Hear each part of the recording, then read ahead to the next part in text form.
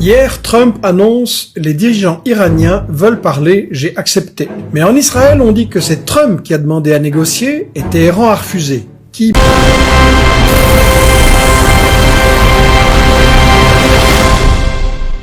Suivez les informations en Afrique et partout dans le monde en temps réel sur la chaîne Tony. Et avant toute chose, likez, abonnez et surtout activez la cloche de notification pour ne rien louper. Aujourd'hui, je vais vous partager une nouvelle vidéo.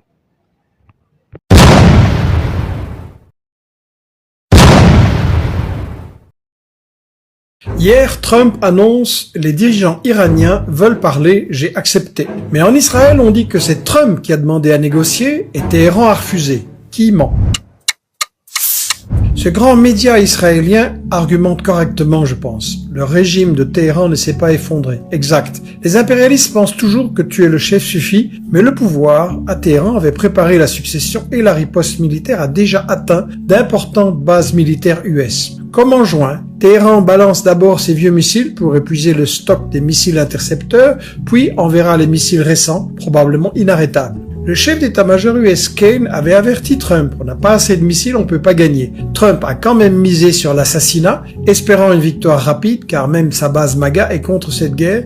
Trump a échoué, ne peut se permettre une guerre longue et donc veut négocier. Téhéran, plusieurs fois piégé, sait que Trump et Netanyahou voudront recommencer et a donc intérêt à frapper fort maintenant, changer le rapport de force pour empêcher une nouvelle agression. Point faible de Trump, 1. A démontré que personne ne peut lui faire confiance. 2. N'a pu empêcher les frappes iraniennes sur Qatar, Bahreïn, Émirats, Jordanie, Saoud. Que vaut alors la protection US? 3. Dans ces pays, le peuple gronde, il y aura des manifs et peut-être des attentats. 4. Aux USA, diverses forces vont essayer de torpiller Trump. Et 5.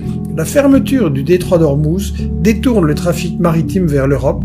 Pétrole plus cher, bon pour Trump, dangereux pour nous. Arrêter cette guerre, isoler les USA, c'est protéger Cuba, Venezuela, Algérie et les autres. Faut arrêter de regarder les médias. D'ailleurs, message aux médias, BFM et CNews et Brut et tous les médias français, en fait, honte à vous parce que c'est extrêmement grave ce que vous êtes en train de faire. Il faut comprendre que l'Iran, c'est 80 fois plus grand qu'Israël. Faut pas regarder la carte sur un globe. Voilà la taille exacte, ok? Là, vous avez Israël. C'est un site spécial qui reproduit à l'échelle. Et vous avez l'Iran. Et l'Iran, ça fait 20 ans qu'ils préparent cette guerre. Qu'est-ce qu'ils ont fait pendant ces 20 ans? Imaginez-vous tout l'Iran, ok? Imaginez-vous à 500 mètres sous-sol, sur des milliers de kilomètres, des tunnels de 2,50 m de haut. Tout leur armement militaire est dessous. Tout est automatisé pour envoyer des missiles comme le Fateh 2 qui tombe par exemple sur un porte-avions américain. Il le brise en deux, il part en poussière le truc. Et il y a une technologie sous ces tunnels qui déplace les missiles en automatique, qui sortent n'importe où en Iran. T'as des machines, des foreuses qui viennent, qui creusent le trou, le missile il sort, il part et c'est la catastrophe. Et aujourd'hui, quand vous allez regarder sur internet, même quand vous faites des recherches en mode, essayez de taper genre dégâts, Israël et tout, il y a rien, il y a une énorme propagande. Moi je regarde les informations sur d'autres chaînes, les gars, c'est déjà l'enfer en Israël. On vous montre uniquement ouah, magnifique image d'une interception d'un drone. Les gars, ce que viennent de faire l'Iran, ils ont préparé le terrain. Ils ont fait tomber toutes les bases américaines qu'il y avait autour. C'est pour ça qu'ils ont attaqué autant de pays. Et ils l'ont bien dit, Israël, ça va être l'enfer sur terre. Et la Chine et la Russie ne se sont pas encore mêlés. Pour eux, l'Iran va faire le travail tranquille. Mais personne va vous le montrer. Ils ont eu des accords, ils ont peur. Parce que si tout le monde savait ce qui allait se passer là en France, parce que je vous rappelle que la France, on est officiellement en guerre contre l'Iran, que ce soit niveau économique ou niveau sécurité, tout ce que vous voulez, c'est fini pour la France. C'est terminé. Et encore une fois, honte à tous ces médias qui vous cachent la vérité, qui vous mentent. Vous êtes des pourritures. Les Iraniens sont en train de démontrer à la face du monde qu'ils n'ont pas créé les jeux d'échecs pour rien. Dans cette vidéo-là, je vais vous montrer 3 cibles stratégiques qui font que l'humanité entière sera touchée. Et il y a des pays, plus vous êtes impliqués, plus vous êtes touchés. Le premier, c'est le consommateur, l'Occident, la société occidentale. Les Iraniens savent nettement que les populations européennes de l'Occident je veux dire, sont des populations qui n'ont pas cette habitude de souffrir, de vivre dans le manque, dans le désir non satisfait. Ce qui fait que l'Iran a ciblé ce qu'il y a de plus stratégique, c'est-à-dire le consommateur. Et à travers quoi? À travers la fermeture d'Ormuz. Hormuz, un détroit qui a une longueur de 230 km, qui est stratégique parce que c'est là où passe plus de 20% du pétrole mondial. Vous fermez ça, automatiquement, tous les consommateurs européens qui sont derrière l'entité et les États-Unis seront obligés de sentir le coup, de souffrir. Et les Occidentaux, dès qu'ils souffrent, la société occidentale n'a pas l'habitude de souffrir et de se taire. Dès qu'ils souffrent, ils s'attaquent aux dirigeants. Et dans ce contexte-là, s'ils souffrent à cause de la fermeture du détroit d'Ormuz, ils vont dire pourquoi l'Iran a fermé le détroit. Parce que l'Iran a été attaqué. Donc, qui a attaqué? Les dirigeants. Donc, ils vont mettre la pression sur les dirigeants pour obliger les dirigeants à réagir. Sinon, ils vont installer une crise en interne. Ce qu'ils souhaitent eux-mêmes les Occidentaux au niveau de l'Iran. Parce que si vous entendez le discours des Américains après l'attaque, même bien avant, ils disaient que la société iranienne doit prendre ses responsabilités et changer ce régime, le dégager. Parce qu'ils savent nettement que ce n'est pas avec les armes et les bombardements qu'ils vont changer de régime. Et ça fait partie des objectifs majeurs. Surtout après l'assassinat de l'ayatollah Khomeini, ils ont vu que la détermination du peuple n'a pas changé. Ce qu'ils pensaient que ça allait arriver comme ce qui est arrivé à Kadhafi ou bien à Saddam Hussein n'est pas arrivé en Iran. Parce que le guide, avant de partir, ou bien depuis plusieurs années, a préparé tous les scénarios possibles pour que l'État reste, y compris même le jour où il serait assassiné. C'est pour cela, quand ce scénario est arrivé, la structure étatique, l'ossature, n'a pas bougé. Parce qu'à chaque fois qu'un soldat tombe, il y a un soldat qui reste. Maintenant, c'est pour ça, les Américains pensent que la solution viendra réellement des Iraniens. Et surtout que là, ils commencent à subir la pression de leur propre peuple. La pression du peuple occidental. Vous avez vu de plus en plus d'Américains qui sortent de grandes personnalités, souvent qui disent qu'on ne doit pas envoyer nos enfants mourir pour un autre pays. Les enfants américains doivent se battre pour l'Amérique. Certains même sont des hauts gradés ou bien des vétérans qui s'opposent à cette guerre-là. Donc là, l'Iran est en train de réussir son coup. Et vous avez vu aussi que les prix des hydrocarbures en Occident commencent à prendre l'ascenseur. Tout ça, c'est très bien calculé et l'Iran sait qu'il a une carte en main et cette carte-là est fatale. Et c'est pourquoi il est en train de l'utiliser. Ça, c'est le premier élément sur les frappes. La fermeture du détroit d'Ormuz, toucher le consommateur occidental, l'obliger à mettre pression sur son propre dirigeant.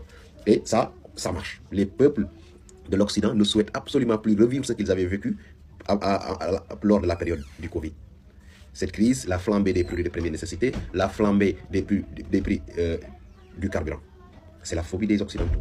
Et le jour où les prix vont prendre l'ascenseur réellement ou dépasser un certain seuil, vous allez voir qu'au lieu d'avoir des manifestations en Iran, vous aurez des manifestants dans les rues de l'Occident. Et ça, le plus grand perdant, c'est le dirigeant occidental qui est déjà accusé de faire la guerre pour un peuple qui n'est pas le sien. Et aujourd'hui, devra faire face aussi à son propre peuple. Donc les Iraniens, ça c'est le premier acte que je tenais à souligner.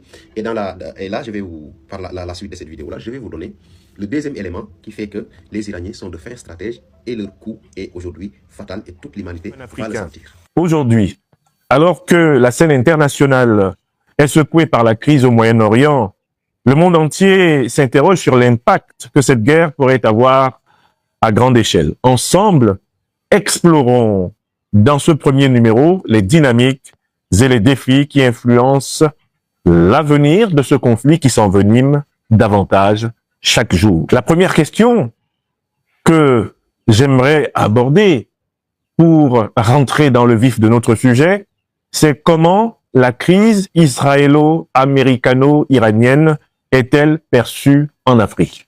De prime abord, on pourrait penser que la crise israélo-iranienne fait partie de la crise traditionnelle que l'on observe au Moyen-Orient depuis pratiquement 100 ans. Notamment depuis la création en 1948 de l'État moderne d'Israël sur les terres traditionnelles du peuple palestinien. D'une manière ou d'une autre, en Afrique comme partout ailleurs dans le monde, quand vous ouvrez le matin votre écran de télévision, quand vous ouvrez votre radio, quand vous ouvrez votre téléphone, vous tombez régulièrement sur des nouvelles de la crise israélo-palestinienne, de la crise au Moyen-Orient. Il s'agit d'une crise qui s'est littéralement normalisée dans l'espace et le temps. Les gens ont pris l'habitude de savoir qu'au Moyen-Orient, les choses ne tournent pas rond. Mais en fait, si on parcourt aujourd'hui le web africain, si on parcourt la presse africaine, si on parcourt les chancelleries pour voir les communiqués, les déclarations, on se rend compte que la crise israélo-américano-iranienne a des caractéristiques radicalement différentes de celles de la crise traditionnelle que l'opinion connaît du Moyen-Orient. Alors, quelles sont ces caractéristiques nouvelles? C'est que cette crise met en lumière l'effondrement du droit international. Les États-Unis d'Amérique du président Donald Trump et leur allié, le régime israélien de Benjamin Netanyahou, au mépris de tous les principes régissant les Nations Unies, au mépris de toutes les règles traditionnelles de droit international enseignées aux étudiants de première année en doctorat dans toutes les universités de ce monde, ont décidé d'attaquer, au nom de la doctrine de la guerre préventive, la République islamique d'Iran, au motif que celle-ci se préparerait à se doter d'armes potentiellement nucléaires qui pourraient servir à les frapper. C'est une incongruité absolue. Le principe général de droit le plus admis, que ce soit en droit international ou en droit pénal, c'est le principe de la présomption d'innocence.